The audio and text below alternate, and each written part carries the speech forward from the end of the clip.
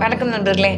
சில பேர் தன்னுடைய bank accounts, savings accounts, debentures, shares இதுலலாம் நாமினி அப்படிங்கிற இடத்துல வந்து தன்னுடைய உறவினர்கள், நெருங்கிய உறவினர்களாகிய மனைவி, தாய், இல்ல பிள்ளைங்க அவங்க பேர போடாம, தான் ரொம்ப நம்பிக்கை வச்சிருக்கிற ஃப்ரெண்டு, இல்ல வேற ஒரு பெர்சன அந்த மாரி இவங்கள நாமினியா நியமிச்சுட்டு போயிருவாங்க.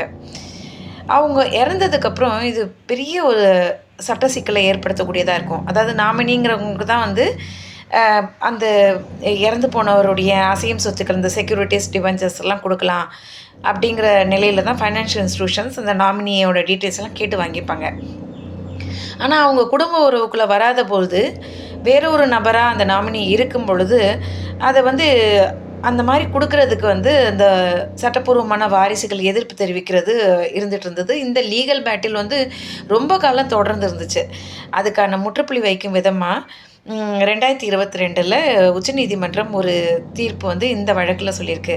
அதில என்ன சொல்லியிருக்குன்னா வந்து, நாமினியா குடும்ப உறவுல இல்லாத ஒருத்தர் இருக்கும் பொழுது, பொதுவா நாமினி அப்படிங்கிறவங்களைய வாரிசுகள் அப்படின்னு கணக்குல எடுத்துக்கவே முடியாது. அவங்க அந்த சட்டப்பூர்வமான வாரிசுகளோட ட்ரஸ்டி. அவங்களுடைய சொத்துக்களை அந்த சட்டப்பூர்வமான வாரிசுகளுடைய சொத்துக்களை நிர்வகிக்கக்கூடியவர்கள். அவங்களுடைய பொறுப்பே வந்து அந்த ஃபைனான்ஷியல் இன்ஸ்டிடியூஷன் நிதி நிறுவனங்களிடந்து பெற்று, அந்த சட்டப்பூர்வமான வாரிசுகளுக்கு ஒப்படைக்க வேண்டிய கடமை அந்த ப்ரொசீஜர்ஸை தான் அவங்க ஃபாலோ பண்ணணும். அதுக்கு மேலே அவங்களுக்கு தனிப்பட்ட விதத்தில் அந்த அந்த அந்த நிதிங்க வந்து எப்படி நிர்வாகம் பண்ணுறது அப்படின்னு டீல் பண்ணுறதுக்கான அதிகாரம் இல்லை அப்படிங்கிறது தான் சொல்லியிருக்கு. ஸோ இதனால தான் வந்து நிறைய ஃபைனான்ஷியல் இன்ஸ்டிடியூஷன் வந்து நீதிமன்றத்தில் போய் சக்ஷன் சர்டிஃபிகேட் அந்த வாரிசு உரிமை சான்று இருக்கு இல்லையா, அதை வாங்கிட்டு வந்து ஒப்படைங்க அப்படின்னு சொல்கிறது கேட்குறது வழக்கமாயிடுது. இந்த வாரிசு உரிமை சான்று வந்து மோஸ்ட்லி இந்த பேங்க்ஸ்லாம் கேட்குறாங்க அப்படிங்கிறது சம்மந்தமாக நான் ஏற்கனவே நேற்று போட்ட பதிவில் சொல்லியிருந்தேன் அப்படிங்க.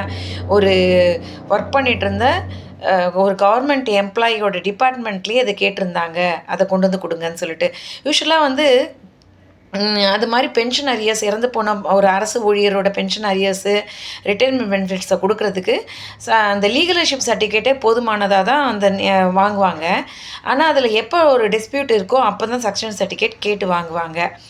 அந்த வாரிசு சர்டிஃபிகேட், லீகலர்ஷிப் சர்டிஃபிகேட்டை பொறுத்த வரைக்கும் அதனோட பயன் என்ன அப்படின்னு கேட்டால், நம்மளுடைய சமீபத்தில் நம்மளுடைய உயர்நீதிமன்றம், சென்னை உயர்நீதிமன்றம் கூட என்ன சொல்லியிருக்கு ஒரு தீர்ப்புலன்னா வந்து, அந்த லீகலர்ஷிப் சர்டிஃபிகேட்டுங்கிறது ஜஸ்ட் ஐடென்டிஃபைஸ் அந்த இறந்து போன நபருக்கும் அந்த வாரிசுகளுக்கும் இடையே இருக்கிற உறவு தான் அடையாளம் காட்டக்கூடிய சான்று தான் அது. மற்றபடி அதை மட்டுமே வச்சுக்கிட்டு வாரிசு இன்னாருங்கிறத தீர்மானிக்க முடியாது அப்படின்னு சொல்லியிருக்கு. ஸோ இது ஏன் அதுக்காக சொல்கிறேன்னா வந்து, எப்போல்லாம் வந்து அந்த சட்டப்பூர்வமான வாரிசு இவங்க இல்லை அப்படின்னு சொல்லிட்டு வேறு யாராவது தேர்ட் பார்ட்டிகிட்ட வந்து ஒரு அப்போசிஷன், இந்த லீகலர்ஷிப் சர்டிஃபிகேட் வாங்கி அவங்க சப்மிட் பண்ணியிருந்தாலும் அப்போசிஷன் வரும் பொழுது அவங்க சக்ஷன் சர்டிஃபிகேட் கேட்டு பெறலாம் அப்படிங்கிறது இருக்குது. ஆனால் இதுவே சட்டப்பூர்வ வாரிசு வந்து ஒருத்தராக இருக்கிறாங்க அப்படின்னா, அது போன்ற சமயங்களில் வாரிசு உரிமை சான்று கேட்க வேண்டிய அவசியம் இல்லைன்ட்டு சமீபத்தில் நம்முடைய டெல்லி ஹைகோர்ட் கூட சொல்லியிருக்கு.